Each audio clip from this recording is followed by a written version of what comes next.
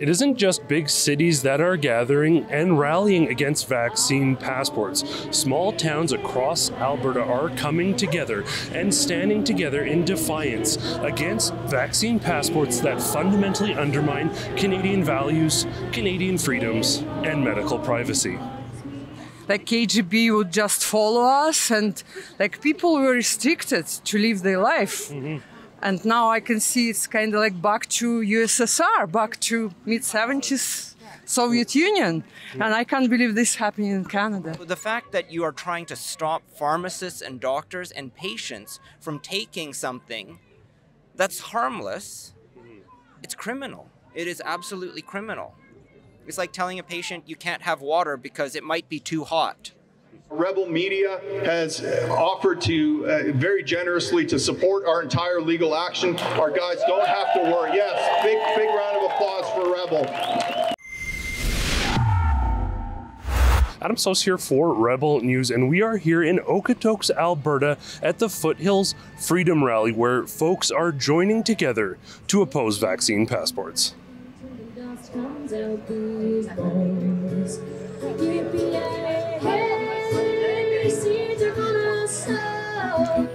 Only with his bleeding hands and a dreaming out of stone. When you go to the grocery stores, you see directional arrows on the floors telling you which way you're allowed to go and which way you're not allowed to go. And those directional arrows exist in schools as well. And they were there last year, they're there this year. And you might wonder, well, how do those directional arrows work during fire drills? Well, I'll tell you that the first time we had a fire drill last year, the announcement went over the PA instructing students not to exit by their nearest fire exit, but to follow their directional arrows out their COVID exit. To which one of the students in my class jumped up and said, "They're trying to kill us."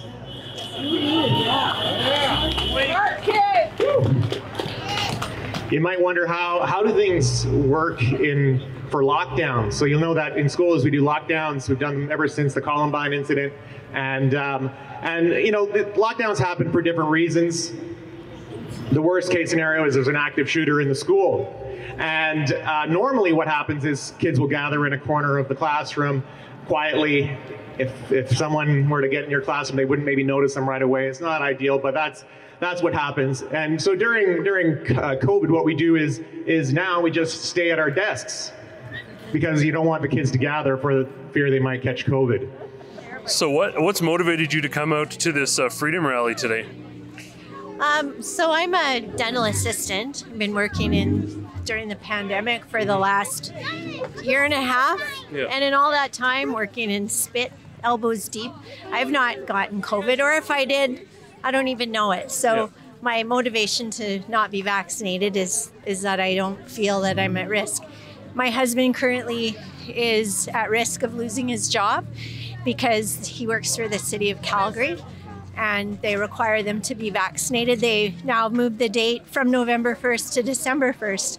So I come to these rallies to get empowered and be around like-minded people, and hopefully our voices are heard and we shut all this down.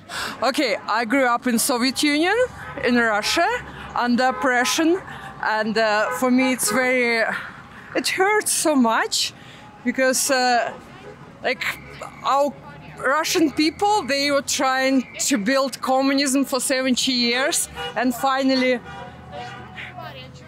we give up because everyone realized this is nonsense. You know, like engineers and welders and like people were all just equal. We were not allowed to leave Soviet Union. Like KGB would just follow us, and like people were restricted to live their life.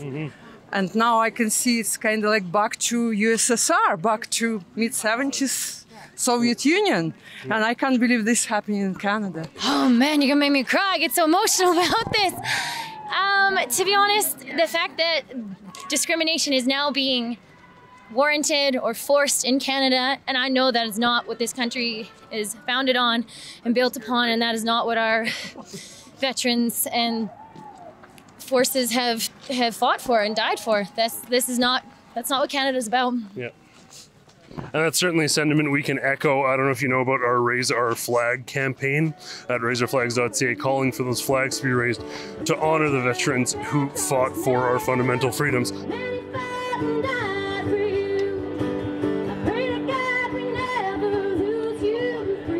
We're part of a group that is mounting a constitutional challenge against Alberta Health Services. Yeah. Oh, all right. I like that. Yeah, they mess with the wrong people. They mess with folks that run into burning buildings for a living. And so we're used to dealing with forces of chaos and destruction and dealing with them. We're representing not just firefighters, but we're also representing all healthcare workers. We have hundreds of healthcare workers that we're fighting for, frontline workers like nurses, physicians, LPNs. Everyone out there is affected by these vaccine mandates, opiate addiction, mental health crisis, untreated medical conditions that have just gone untreated for so long. Our health system is full of these cases now, and it's overwhelming the health system far more than COVID is.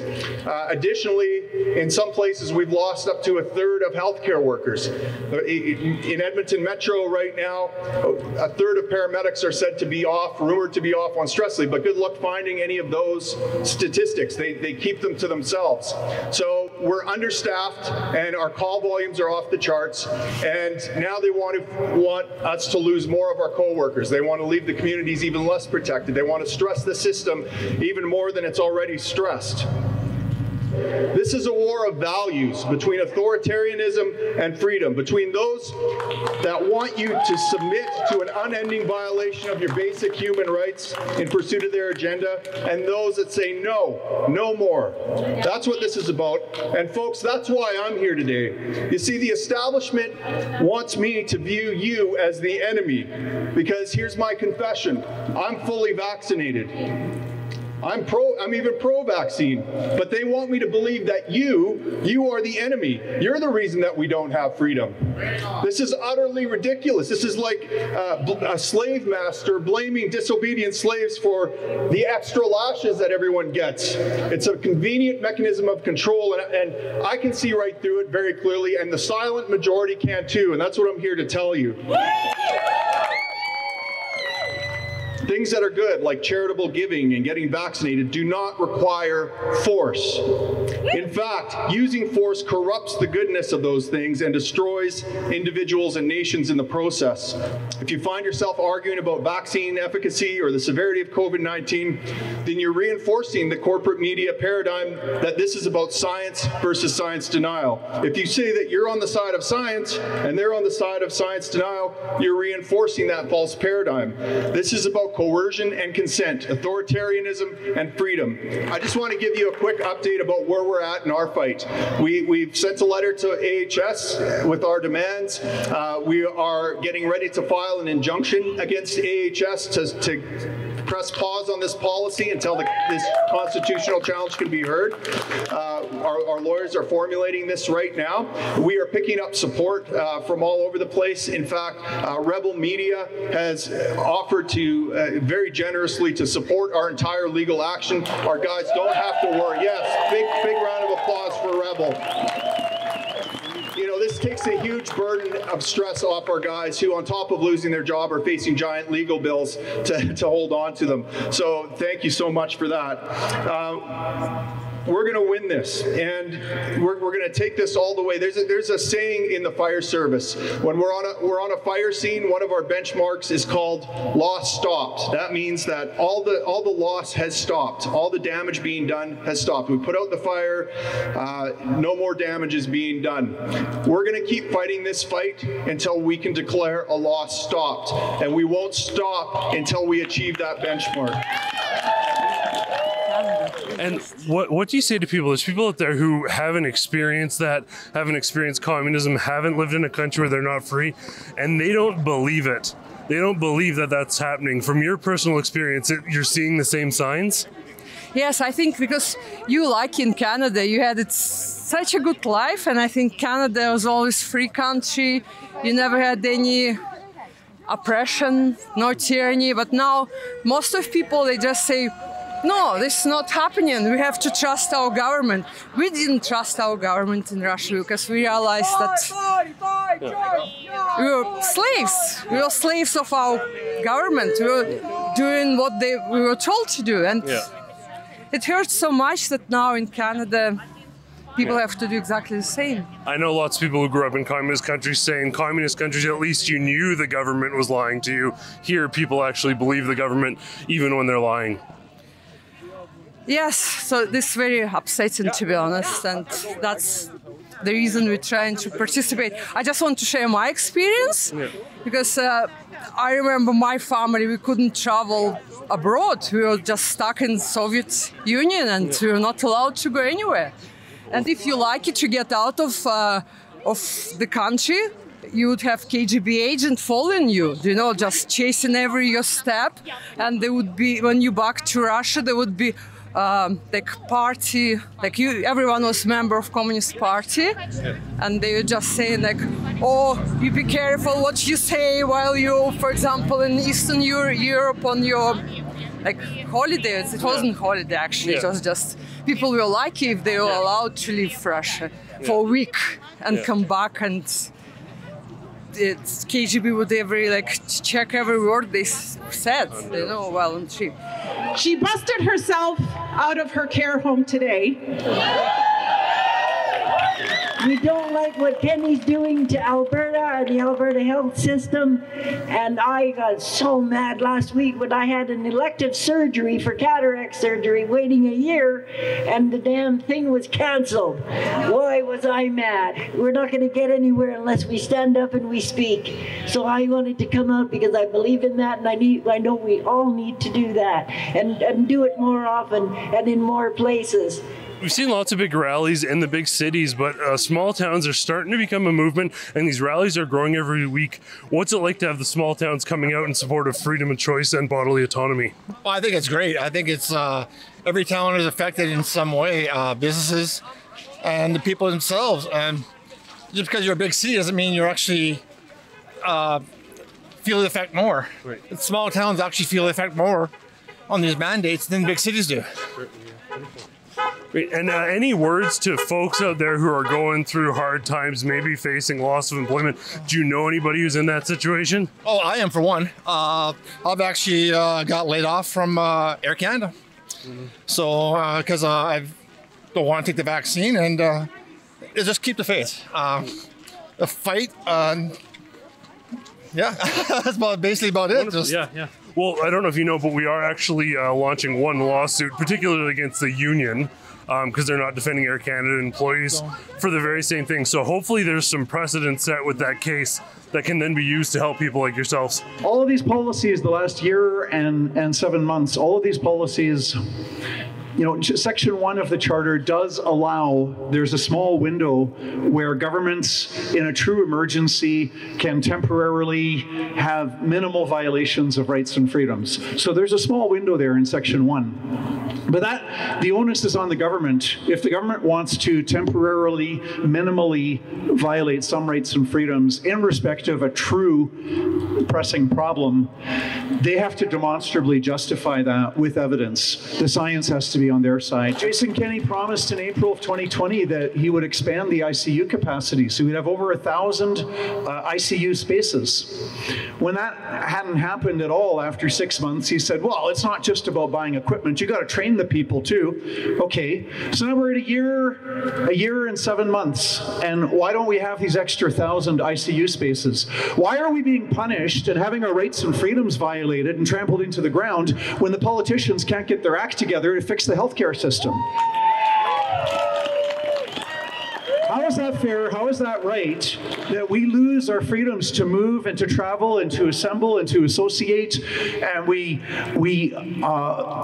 lose our basic right to bodily autonomy? We lose all these rights and freedoms because politicians can't get their act together and fix the healthcare system. Good to see you, John. John Carpe, a man who needs no introduction, a familiar face at these freedom marches and rallies. Maybe if we could talk about it, we're out at a protest in Okotoks, a smaller town. How have these mandates affected, and if you can comment on this, smaller towns, rural areas, these communities that are now starting to join the movements and march for freedom together? Well, it's the same heartbreaking stories. I was just talking to a lady who works for a school board that is going to lose her job if she doesn't succumb to this bullying and take the injection. Mm-hmm. So the smaller towns also have their nurses and teachers, and a man fired from his job after many years at the company. It's just heartbreaking. And government is the cause. If it wasn't for the government policies to pressure people into this, you wouldn't see all the private sector employers pursuing this. You wouldn't see the school boards and the hospitals doing this. So the responsibility is with the provincial government in Alberta that is being a big bully and pressuring people, violating the charter right to bodily autonomy. And I think one thing could be that in a small town, in Calgary, let's say there's 100 people working somewhere, that same business might only have 3 or 4 people in a small town. Losing that one person can have a major impact and affect the whole town. But we're seeing this echoing throughout communities, whether big cities or small. People are losing their livelihoods. People are emotionally upset. There's heartbreak. It's an extremely difficult time. Do you have any words of encouragement? Is there any light over the horizon at this time? In the short run, things are very bleak. I mean, my confidence is that in the long run, truth will triumph over the lies, good will triumph over evil. In the short run, it's just bloody hell, and I wish I had some great words to encourage people, but it's just we have to educate the public out of the irrational fear. COVID is real, but the fear of COVID is exaggerated, and unfortunately, we've had Jason Kenney and Dina Hinshaw a year and 7 months of fear-mongering, and the fear-mongering is still continuing today. Now it's twisted into vilification of unvaccinated people as a bunch of vile disease-spreading lepers, and it's just vicious. When you publicly vilify a minority, it never ends well. Yesterday, I spoke to a mother, and she lost 2 sons, 2 adult sons, to the lockdowns and the economic impact it's had. And it makes me so sad to think about the children who have had injections, because I don't know what lies ahead for them.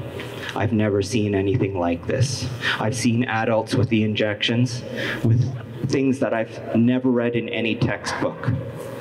Hey guys, sorry to interrupt, but YouTube doesn't want you seeing all of this content. If you want to see the full video, you're going to have to go to rebelnews.com or click on the link in the description below.